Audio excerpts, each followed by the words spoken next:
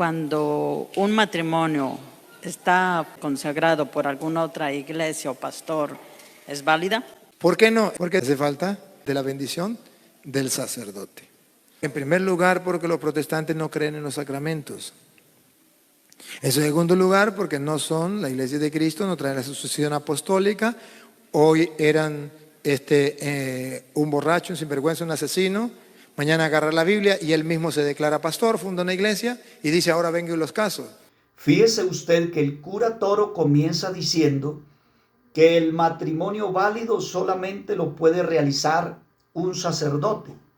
Yo pregunto, ¿será que la Biblia dice eso en alguna parte? Por supuesto que en la Biblia no hay ni un solo versículo que diga eso. Eso se lo inventó fue el cura Toro. Ahora, la Biblia tampoco dice que el matrimonio solamente lo podían realizar los apóstoles y la iglesia primitiva. Lo que realmente dice la Biblia en 1 Corintios 7:39 es que la mujer por la ley está ligada al marido entre tanto que éste vive, demostrando abiertamente que una pareja que se casa está unida no por el sacerdote que los casó, ni por el pastor, ni por el juez que lo haya casado, sino por la ley, es decir, por la ley del matrimonio y la autoridad ante la cual se efectuó dicho matrimonio. De modo que el matrimonio válido es el que se realiza ante la autoridad delegada por Dios.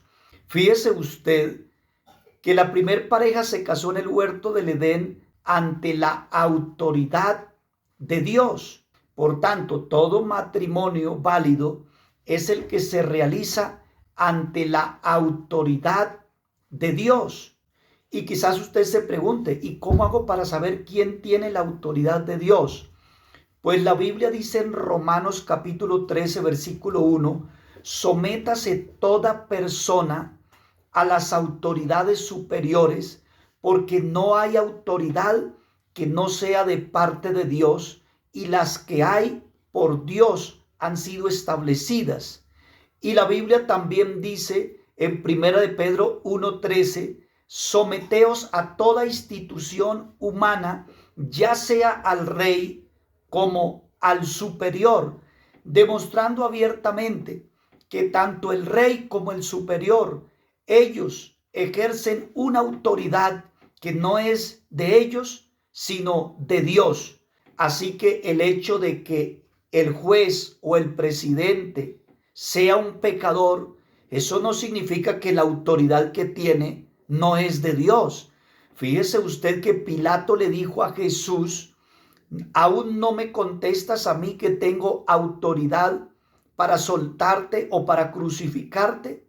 Y Jesús le dijo: ninguna autoridad tuviese sobre mí si no te fuese dada de arriba. Por tanto, el que me entregó a ti, mayor pecado tiene, demostrando que el más pecador fue el que lo entregó a la autoridad, porque Pilato tenía autoridad dada de arriba y tenía que ejercerla. Así que la autoridad es la que hace que el matrimonio sea válido. Por tanto, no importa que un juez sea un pecador, lo importante es que él tiene una autoridad para realizar matrimonios. Y si un pastor que antes era un asesino o un borracho, pero se convierte al Señor y se constituye en pastor, y el gobierno a través del Ministerio del Interior le registra su firma y su huella y le da una investidura de autoridad para que realice matrimonios religiosos con efectos civiles, ese matrimonio es válido, no por lo que el pastor es o por lo que el pastor era antes, sino por la autoridad que se le delegó, ya que no hay autoridad que no sea de parte de Dios. Quizás algunos se pregunten, y entonces si yo me caso con un cura católico y ese cura es un pederasta, ¿será que yo quedo casado?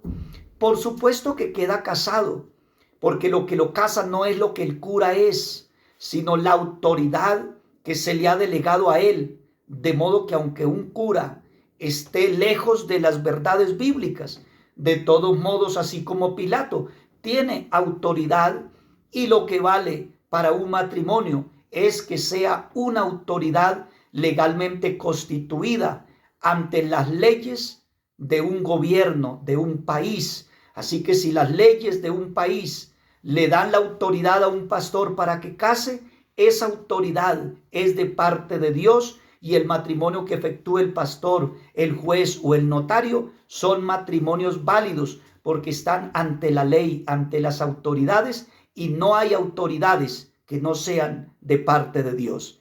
Ahora, si alguien se casó ya en un juzgado o en una notaría y el pastor quiere efectuarle una ceremonia cristiana, eso no significa que lo está recasando, porque el pastor sabe que él ya está casado.